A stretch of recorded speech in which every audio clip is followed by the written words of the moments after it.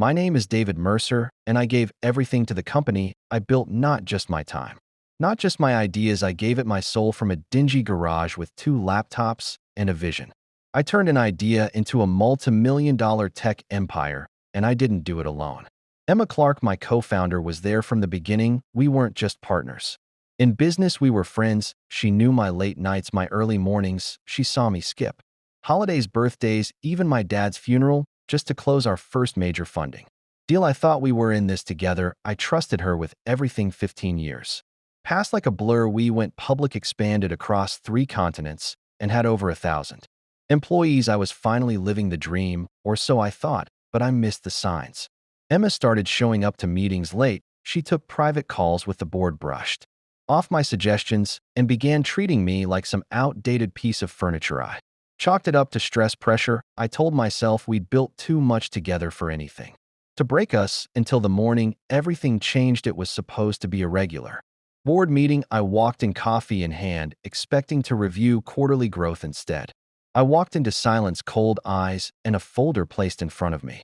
David, Emma began, her voice flat, rehearsed. The board has decided it's time for a change in leadership. I laughed, thinking it was a joke. You serious? I asked. She didn't even blink. You'll be bought out fairly.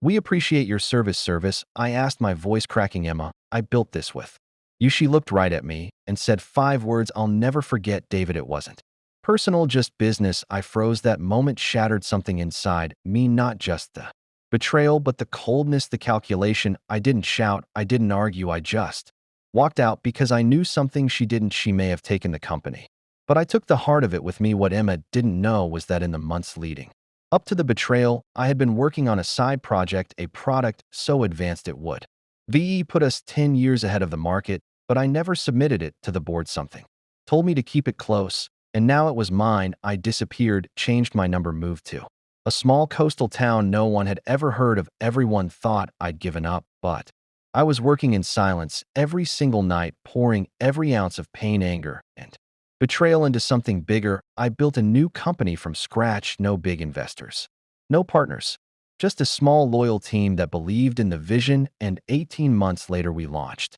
The tech world was stunned. The product was sleek, revolutionary, and far cheaper than anything on the market. Within weeks, Emma's company began losing clients fast. Shareholders panicked. Their stock, once considered untouchable, started to drop. Emma tried to pivot, but she was too late. See, while she was busy playing politics, I had spent 2 years building relationships with our old clients, showing them something better. I gave them what she never could: vision, connection, and trust. Within 6 months, her company lost $750 million in market value. The headlines were brutal. Former tech queen faces collapse. David Mercer's revenge. Startup disrupts industry. Boardroom. Betrayal backfires.